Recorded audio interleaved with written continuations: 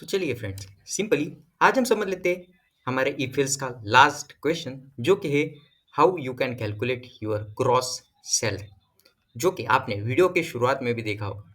Gross salary आखिर होता क्या है? तो ग्रॉस सैलरी मतलब आपकी जो नॉर्मल सैलरी होती है उसमें अगर हम H R A plus D A, H R A मतलब house rental amount and D A मतलब डिलाइटल अमाउंट, एक प्रकार से। ओके, डिलाइटल अमाउंट मतलब मेट्रो सिटीज में अलग होता है, हमारे शहरी में अलग होता है। मतलब इस तरीके का कुछ अमाउंट जो कि आपके रहने के लिए और आपके ट्रैवल के लिए दिया जाता है, उन सब चीज़ों को ऐड करके बनती है हमारी ग्रॉस सैलरी। तो उसको आज हम कैलकुलेट करने वाले हैं। तो चलिए देखते हैं कैसे। जैसे कि आप यहाँ पे ऊपर देख सकते हो, क्वेश्चन में सबसे पहले क्या लिखा है, get an input as a salary from user. मतलब यूजर से हमें पहले सैलरी एज ए इनपुट लेना है। तो सैलरी एक बड़ा अमाउंट हो सकता है। ओके, बड़ा अमाउंट मतलब 5,000, 10,000, 20,000 ऐसे नहीं, 1 लाख, 10 लाख, 20 लाख इस तरीके की भी कोई कोई और किसी किसी की सैलरी रह सकती है। इसलिए हम क्या करेंगे, पहले हम इंटीजर लेते थे। इंटीजर क्या करता है, सिंपली 2 बाइट्स लेता है हमारे 32 बिट ऑपरेटिंग सिस्टम में, और 64 बिट ऑपरेटिंग सिस्टम में 4 bytes as a memory. But इतनी जो मेमोरी है हमारे 1 लाख 2 लाख के लिए काफ़ी नहीं है। हमें क्या करना पड़ता है, उसकी साइज बढ़ानी पड़ती है, और साइज जब भी बढ़ाएंगे तब हम सिंपली लॉन्ग का यूज कर लेंगे, क्योंकि 8 बाइट्स मेमोरी ऐसे भी वो कंसीडर करते हैं, और सैलरी हमेशा हमारे होल नंबर में रहती है इसलिए। तो लॉन्ग यहाँ पे लिखेंगे। Okay, long salary equal to 0। हमने 0 क्यों दिया, क्योंकि हमें यूजर से एज एन इनपुट लेना है और हमें पहले से मालूम नहीं कि सैलरी क्या है। अगर कोई चीज़ मालूम नहीं है तो सिंपली उसे 0 डिक्लेयर कर देना है हमें। उसके बाद हमें क्या निकालना है, हमें ग्रॉस सैलरी निकालनी है। ओके, और हमने क्या कहा, H R A plus D A add करके निकलेगी हमारी ग्रॉस सैलरी। मतलब अमाउंट सैलरी से बड़ा होने वाला है, इसलिए वो भी एक लॉन्ग वैल्यू ही आएगी। इसलिए long gross salary name should be meaningful. Okay, हो गया। अब क्या करेंगे, हम यूजर से एज एन इनपुट लेंगे। सबसे पहले user friendly message print tap में /n/d, जो कि है escape sequence characters, new line और टैप स्पेस के लिए हम 2 3 बार ले लेंगे इसे। एक यूजर फ्रेंडली मैसेज अच्छे से शो होगा फिर। ओके, कैलकुलेट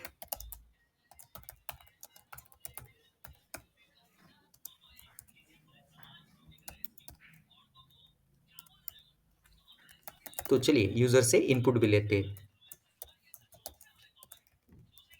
आपको ये चीजें पहले से पता है, इसलिए मैं इनको बार बार रिपीट नहीं कर रहा हूँ। ओके, तो एंटर सैलरी ईयर, या फिर ऐसे भी हम लिख सकते हैं यहाँ पे। ओके, यहाँ पे हम 2 बार /n दे देते हैं। /n से क्या होता है, सिंपली न्यू लाइन हम अपेंड करते हैं या फिर न्यू लाइन हम ले लेते हैं।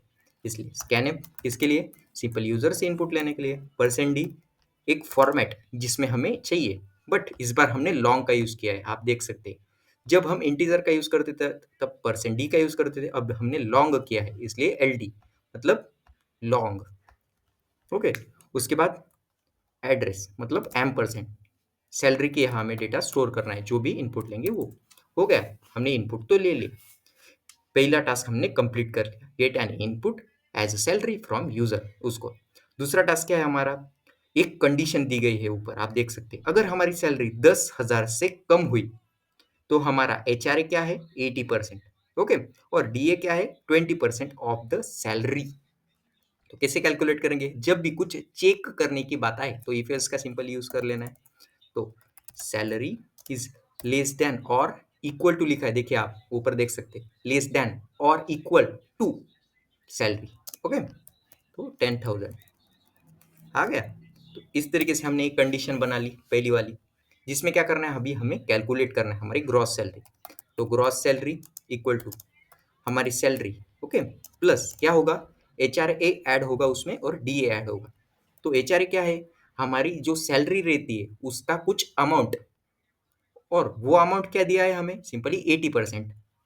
तो salary, okay, I think variable name should be meaningful, तो इसका जो स्टार्टिंग है वो स्मॉल लेटर से होना चाहिए, मल्टीप्लाई बाय 80%। ओके, 80%, इस तरीके से लिखते हैं हम परसेंट को। बट अगर हम थोड़ा मैथमेटिक्स का यूज करें यहाँ पे और हमें 80% लिखना हो, तो हम क्या करते हैं, सिंपली ये जो जीरो होता है ऊपर वाला, मतलब ऊपर वाला हम क्या कहते हैं इसे simply, 1 minute. Okay, so 80 divided by 100 है हमारा, तो हम क्या करेंगे, ये ऊपर वाले जीरो से एक नीचे वाला जीरो कट करेंगे, एक प्रकार से इस तरीके से समझिए। अभी जो वर्ड है वो मुझे याद नहीं आ रहा।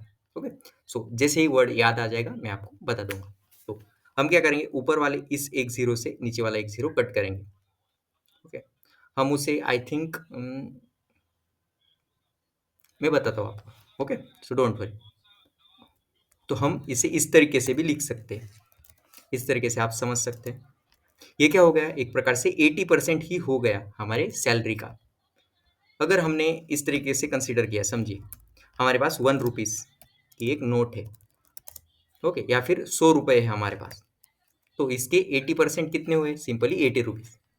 ओके, तो अगर इसी तरीके से और एक एग्जांपल ले, 10 रुपये के 80% कितने हुए, हमारे 8 रुपीज़। उसी तरीके से एक एग्जांपल ले, 1 रुपीज़ के 80% कितने हुए फिर, हमारे 0.80, इस तरीके से। ओके, तो इस तरीके से हमने कंसीडर किया है इस 0.80 को यहाँ पे। ओके, ये क्या हो गया, ये हो गया हमारा HRA। ओके, इसको सिंपली हम यहाँ पे भी लिख सकते हैं, कहीं कहाँ पे, सिंपली यहाँ पे एक नया वेरिएबल डिक्लेयर करके, इट HRA, इस तरीके से। बट हमें हमारी मेमोरी और स्पेस को भी बचाना है और मेमोरी मैनेजमेंट करना है, इसलिए सिंपली हम उसके लिए एक स्पेशल वेरिएबल डिक्लेयर करने से अच्छा वो वैल्यू हमें पहले से पता है, हमारे एग्जाम्पल में दी गई, इसलिए नया वेरिएबल उसके लिए डिक्लेयर नहीं करेंगे और आगे बढ़ जाएंगे। तो चलिए अभी DA कैलकुलेट कर लेते हैं। जो सैलरी के कितने प्रतिशत है, सिंपली 20%, तो 0.20, जैसे हमने इस 0.80 को लिखा था उसी तरीके से। तो हमने क्या किया, सिंपली ग्रॉस सैलरी अभी कैलकुलेट कर रही है, बट किस अमाउंट के लिए, किस सैलरी के लिए, जो लेस देन 10,000 है। सो अभी क्या हो गया, नेक्स्ट कंडीशन है, अभी हमारा एग्जांपल खत्म नहीं हुआ है। नेक्स्ट क्या है, अगर सैलरी हमारी 18,550 से कम हुई तो HRA कुछ अलग है। ओके, सो एक बार हम फिर से लिख लेते हैं। देख सकते हैं आप, ऊपर हमने क्या लिखा है, लेस देन लिखा है, ओनली इक्वल टू नहीं लिखा है। ओके, तो इसलिए 18,550 अमाउंट बराबर। तो gross salary is equal to, जैसा हमने ऊपर कैलकुलेट किया उसी तरीके से नीचे हम डायरेक्टली इस फॉर्मूला को यहाँ पे कॉपी और यहाँ पे पेस्ट भी कर सकते हैं। इस तरीके से सिंपली हमें HRA और DA को थोड़ा चेंज करना पड़ेगा। तो HRA हमने क्या कंसीडर किया था, HRA हमने कंसीडर किया था पिछली बार 0.80, मतलब 80%। इस बार भी 80 ही है, सिंपली हम हमारा जो डी है उसे बढ़ा देंगे, उसे 25% कर देंगे। ओके, जब सैलरी हमारी 80,550 से कम होगी बट 10,000 से बड़ी होगी। ओके, सो हम यहाँ पे दो कंडीशंस नहीं लिख रहे, मतलब आपको लग रहा होगा कि हमें इस तरीके से कंडीशन लिखनी चाहिए, salary is less than, sorry greater than 10,000 and salary is less than 18,550। तो आपका सोचना भी एक प्रकार से 100% करेक्ट है, बट हम कंडीशंस का यूज कर रहे हैं अभी। तो इसमें क्या है, सिंपली वो सबसे पहले क्या चेक करेगा, लॉजिक के हिसाब से सैलरी को चेक करेगा, वो 10,000 से कम है क्या और 10,000 है क्या। अगर 10,000 से सैलरी पहले से ही उसे पता चल गई है कि बड़ी है सैलरी, तो वो जब नीचे कंडीशंस चेक करने आएगा तो वो क्या चेक करेगा, हमेशा 10,000 से ऊपर ही सैलरी की वैल्यू चेक करेगा। इस वजह से हमने अगर ये कंडीशन नहीं भी लिखी तो हमारा क्या होगा, एक प्रकार से एक मेमोरी मैनेजमेंट और हमारा जो परफॉर्मेंस है वो भी एप्लीकेशन का बढ़ जाएगा, कंडीशन चेकिंग भी रुक जाएगी, मतलब एक प्रकार से एक कम कंडीशन हमें चेक करना पड़ेगा। इसलिए सिंपली हमने डायरेक्टली इस तरीके से लिख लिया है इसे। ओके, सो यहाँ पे भी हमने इसे कर लिया कैलकुलेट। अभी थर्ड कंडीशन के लिए इसे सिंपली कॉपी, यहाँ पे फिर से पेस्ट। अभी थर्ड कंडीशन क्या है, 27,500 के लिए अभी हमें चेक करना है, जो कि लेस देन ही है। और यहाँ पे अभी HRA हमारा 90% हो गया है, तो DA क्या है, सिंपली हमारा बताए बताए बताए 25% है आई थिंक, या फिर 20% है, नहीं 25% है हमारा DA। अगर बाई चांस ऊपर कुछ मिस्टेक हो गई है तो प्लीज़ जो अभी मैं इनपुट दे रहा हूँ उसी तरीके से लिखिएगा। ओके, सो उसके बाद एल्स, अगर सैलरी उस अमाउंट से बड़ी हुई, 27,500 से बड़ी, तो हमने HRA और DA को क्या कंसीडर किया है, सिंपली HRA और DA को हमने 95 और 30% कंसीडर किया है, तो उसी तरीके से हमें ग्रॉस सैलरी निकाल लेनी है, 95% और सिंपली 30%। तो हमें क्या करना है, हर एक बार सैलरी हमें प्रिंट करनी है, तो सिंपली यहाँ पे एक प्रिंट ऐप का मैसेज हम शो कर देंगे, printf /n/t escape sequence characters, अच्छा फॉर्मेट के लिए। Okay, so gross salary is equal to क्या, हमारी ग्रॉस सैलरी आ गई। इसी कमेंट को, सॉरी इसी कमेंट नहीं, इसी प्रिंट ऐप को हम यहाँ से कॉपी करेंगे, सिंपल यहाँ पे पेस्ट, यहाँ पे फिर से पेस्ट, यहाँ पे फिर से पेस्ट। इससे क्या होगा, जो हमारी ग्रॉस सैलरी वो परफेक्टली निकलेगी और हमें दिख जाएगी। सिंपली कोड को कर देते हैं रन और चेक कर लेते हैं हमारा आउटपुट। ओके, अब हम सैलरी को एंटर करेंगे 12,000। अरे हमारी सैलरी तो हमें नहीं दिख रही, मतलब हमने कुछ तो गड़बड़ की है। तो गड़बड़ क्या की है, चलिए कोड को एक बार डीबग कर लेते हैं। अरे डीबग क्या होता है, बट सिंपली डीबग मतलब हमारे कोड को एक बार फिर से चेक करना, फ्रॉम स्टार्टिंग टू एंडिंग तक। ओके, तो चलिए इसे समझ लेते हैं। तो डीबग मतलब सबसे पहले देखते हैं वेरिएबल्स को परफेक्ट डिक्लेयर किया है क्या, हाँ हमने लॉन्ग को डिक्लेयर किया है सैलरी, लॉन्ग ग्रॉस सैलरी मतलब परफेक्ट। ओके, क्योंकि सैलरी और ग्रॉस सैलरी की अमाउंट बड़ी भी हो सकती है हमारी 1 लाख से, इसलिए। उसके बाद यूजर से इनपुट लेने के लिए सबसे पहले एक यूजर फ्रेंडली मैसेज, सैलरी के लेने के लिए एक यूजर फ्रेंडली मैसेज, और स्कैन एप जिसमें हमने एम्परसेंट मतलब एड्रेस का भी परफेक्टली यूज किया है और फॉर्मेट स्पेसिफायर भी करेक्ट यूज किया है। आ जाते हैं कंडीशंस के पास, सैलरी इज लेस देन 10,000 और इक्वल टू 10,000। फॉर्मूला को एक बार चेक कर लेते हैं, gross salary, salary plus salary multiply by 80% of the H, इस किसके 80%, हमारे सैलरी के, जो कि हमारा HRA, और 20% क्या, हमारे DA। ओके, उसके लिए तो ये भी परफेक्ट है। आई थिंक हमारे प्रिंट ऐप में गड़बड़ है, तो यस फ्रेंड्स हमारे प्रिंट ऐप में गड़बड़ है, आप देख सकते हो। हम क्या करते हैं, हमारे प्रिंट ऐप में हमेशा एक फॉर्मेट डिक्लेयर करते हैं, मतलब फॉर्मेट देते हैं उसे, उसे क्या हमें प्रिंट करना है। तो हमने यहाँ पे किया है लॉन्ग का यूज, तो हमें परसेंट या फिर हमें LD का यूज करना पड़ेगा, %LD।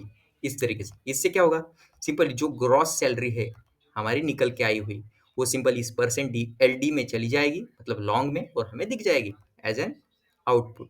तो सिंपली इसी तरीके से हम नीचे भी कर देते हैं यहाँ पे, क्योंकि एक फॉर्मेट उसे पता चलना चाहिए जब वो जाएगा चेक करने मेमोरी एड्रेस पे कि जो वैल्यू है वो कौन से फॉर्मेट में स्टोर की गई है। इससे क्या होगा, उसे एक फॉर्मेट मालूम पड़ेगा कि ये लॉन्ग वैल्यू है, और वो परफेक्टली लॉन्ग वैल्यू ही ढूंढ के हमारे पास लाएगा और उसे स्टोर कर देगा, एक प्रकार से दिखा देगा हमें। %LD आ गया, यहाँ पे भी %LD। तो चलिए इसे एक बार रन कर लेते हैं और आउटपुट देख लेते हैं। तो सबसे पहले एक user friendly message, calculate the gross salary, enter salary. समझिए अगर हमें 12,000 क्या, तो क्या हुआ, हमारी जो सैलरी है वो आ गई 24,600। कैसे आई ये सैलरी, सिंपली हमारी ग्रॉस और हमारे DA, सॉरी हमारे HRA और DA को मिला के इन द सैलरी, हम उन्हें भी देख सकते हैं। तो चलिए मैं आपको एक होमवर्क देता हूँ आज, डायरेक्ट ओरली। तो अभी हमें इस एग्जाम्पल में क्या करना है, आपको करना है इस एग्जाम्पल को मॉडिफाई। आपको इसकी लेंथ थोड़ी बढ़ानी है, इसमें आपको कुछ चीजें ऐड करनी है, जैसे कि अभी हमने सिर्फ gross salary as a printf देखा, मतलब आउटपुट में देखा। तो आपको क्या करना है, उसका HRA भी यूजर को दिखाना है और उसका DA भी यूजर को दिखाना है कि हम क्या कैलकुलेट कर रहे हैं। ओके, ये हो गया आज का एक क्वेश्चन आपके लिए एज एन होमवर्क, और इसका थोड़ा ऑप्टिमाइजेशन कर लेते हैं अभी। ओके, तो हम क्या कर रहे हैं, हर बार एक नई ग्रॉस सैलरी कैलकुलेट कर रहे हैं हमारे कंडीशन के हिसाब से। तो हमें क्या करना है, इसे सिर्फ एक ही बार लिखना है, तब भी ये चलेगा, क्योंकि ग्रॉस सैलरी हमेशा एक ही बार कैलकुलेट होगी, क्योंकि यूजर एक ही बार एज एन इनपुट दे रहा है हमें। तो इसे हमने डायरेक्ट यहाँ पे भी लिखा, तब भी ये चलेगा।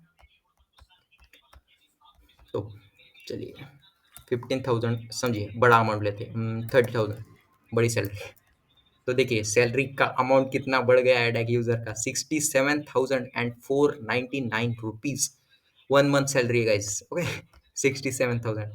तो यही है हमारा आज का एग्जाम्पल, जो कि है gross salary calculator using the C language. आपकी असाइनमेंट्स भी आपको मिल जाएगी वीडियो के एंडिंग में, बट आपको और एक असाइनमेंट करनी है जो मैंने अभी अभी आपको बताई है, जिसमें आपको क्या करना है, HRA और DA को भी प्रिंट करना है यूजर के सामने एज एन आउटपुट। ओके, चलिए मिलते हैं नेक्स्ट वीडियो में। बाय।